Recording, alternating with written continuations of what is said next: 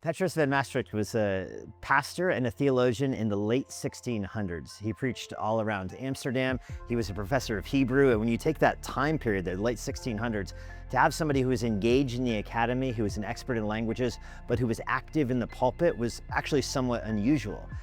He carved out a little area for him in theology because he was intensely practical. This is the time period where a kind of Cartesian worldview was growing up, which was separating the body from the mind, separating, we would say in American parlance today, we would say people then were big on separating doctrine from practice. You know, if you've ever heard the kind of question, oh, I know that's theological, but can you make it practical? That's kind of a Cartesian worldview right there, and that drove Van Maastricht crazy. He in fact devoted his life to really fighting against that worldview. He dove into his preaching week in and week out and to his scholarship to try to make theology practical.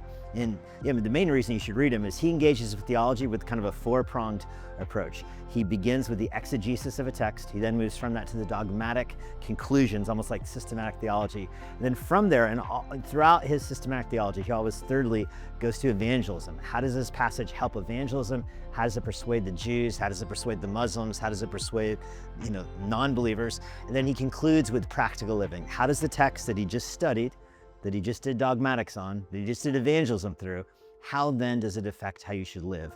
If that's the kind of preaching and ministry you want, then Van Maastricht should be your guy.